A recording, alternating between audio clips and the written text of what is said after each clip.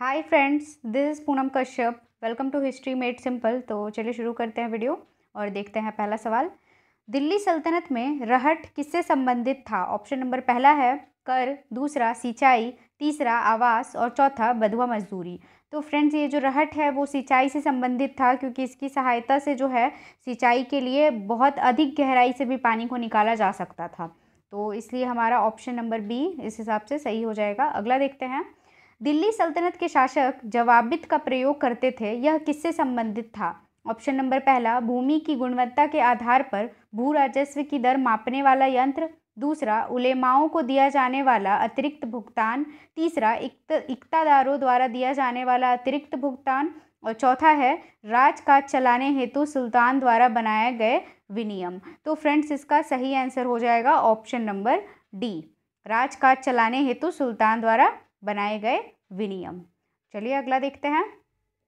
दिल्ली सल्तनत में जिम्मी किससे संबंधित थे? ऑप्शन नंबर पहला है जजिया अदा करने वाली मुस्लिम प्रजा, दूसरा मुस्लिम शासन स्वीकार कर जजिया देने वाली हिंदू प्रजा, तीसरा सिंध विजय कर भारत आने वाले तुर्क और चौथा है ग्रामीण हिंदू कुलीन वर्ग। तो फ्रेंड्स, इसका जो सही आंसर होगा वो होगा ऑप्शन नंबर बी। ये जो है जिम्मी वो मुस्लिम शासन को स्वीकार कर जो हिंदू लोग उन्हें जो जजिया कर देते थे, ये उनके लिए प्रयुक्त हुआ करता था। तो ऑप्शन मिल गया हमें हमारा। चलिए अगला देखते हैं। हरियर और बुक्का किस राज्य के सामंत थे? ऑप्शन नंबर पहला है होयसल राज्य, दूसरा काकतीय राज्य, तीसरा देवगिरी राज्य और चौथा है बहमनी राज्य। तो फ्रेंड्स, इसका सही आंसर होगा काकतीय राज्य। ये वारंगल के काकतीय राजा के यहाँ सामंत थे ये लोग। फिर बाद में आगे चल के ये आधुनिक कर्नाटक, जिसे कामपिली भी कहा जाता था, के राजमंत्री बने। चलिए अगला देखते हैं। निम्नलिखित कथनों पर विचार कीजिए। पहला है मोहम्मद तुगलक ने हरियर और बुक्का को बंदी बनाकर इस्लाम में दीक्षित कर दिया। दूसरा, आरंभ में विजयनगर की व्यवस्था कोऑपरेटिव कॉमनवेल्थ की थी। तीसरा, हसन गंगू ने विजयनगर साम्राज्य की स्थापना में हरियर और बुक्का की मदद की। तो जो सही नहीं है फ्रेंड्स, इसमें बताना है। तो पहला वाला बिल्कुल सही है, कॉज मोहम्मद तुगलक का जब एक मुसलमान विद्रोही कर्नाटक जाके वहाँ पे जब वहाँ पे जब जाकर शरण मिली उसको, तो जब ये बात पता चली मोहम्मद बिन तुगलक को, तो उसने क्या किया कि हरियर और बुक्का दोनों पे आक्रमण करके और उन लोगों को बंदी बना लिया। तो ये बिल्कुल सही है। और दूसरा वाला भी बिल्कुल सही है, आरंभ में विजयनगर की व्यवस्था कोऑपरेटिव कॉमनवेल्थ की थी। तीसरा जो है ये गलत है फ्रेंड्स, क्योंकि हसन गंगू जो था वो बहमनी साम्राज्य का संस्थापक था और इसे हम लोग अलाउद्दीन हसन के नाम से भी जानते हैं। आप लोग कंफ्यूज मत होइएगा अगर ये अलग अलग नाम दिया हो क्वेश्चन में। तो ये हमारा आंसर मिल गया। हसन गंगू इसका नाम इसलिए पड़ा क्योंकि ये जो था इसका नाम तो एक्चुअली अलाउद्दीन हसन था, लेकिन ये भारत में गंगू नाम के एक ब्राह्मण की सेवा करता था। तो इस वजह से जब वो गद्दी पे बैठा तो उसने अलाउद्दीन हसन बहमन शाह की उपाधि धारण की, लेकिन इसे हसन गंगू के नाम से भी जाना जाता है। तो आप लोग ये याद रखिएगा। तो हमें हमारा आंसर मिल गया। तो इस हिसाब से हमारा ऑप्शन नंबर सी सही हो जाएगा, केवल 3। चलिए अगला देखते हैं। बहमनी राज्य की स्थापना किसने की थी? देखिए क्वेश्चन पूछ दिया गया यहाँ पे। पहला है हरियर प्रथम, दूसरा अलाउद्दीन हसन, तीसरा मलिक काफूर और चौथा देवराय। तो मैंने अभी अभी आप लोगों को बताया इसका दूसरा नाम अलाउद्दीन हसन भी था। तो हमें यहाँ पे मिल गया आंसर। अगला देखते हैं। निम्नलिखित कथनों में से कौन सा हरियर द्वितीय के संदर्भ में असत्य है? पहला है उसने बहमनी राज्य के बेलगाम और गोवा पर आधिपत्य स्थापित किया। दूसरा, उसने उत्तरी श्रीलंका पर आक्रमण किया। तीसरा, उसने पूर्वी समुद्री तट की ओर प्रादेशिक विस्तार की नीति अपनाई और चौथा, उसने कैलाश के दुर्ग और गोलकुंडा के पहाड़ी किले पर कब्जा किया था। तो फ्रेंड्स, जो इसमें सत्य नहीं है, गलत है, वो बताना है। तो इसमें जो गलत है वो हमारा ऑप्शन नंबर डी है।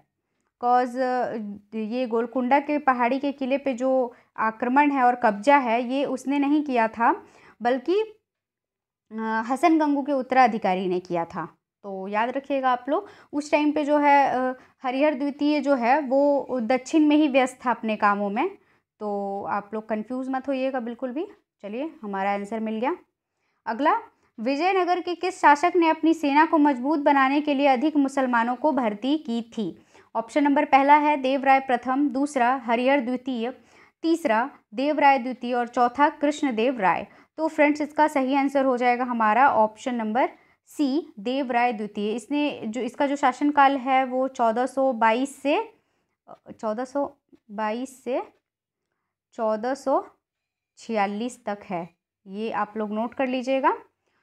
तो इसने जो है 2007 मुसलमानों की भर्ती की थी अपनी सेना में और उन्हें जागीरें भी प्रदान की थी।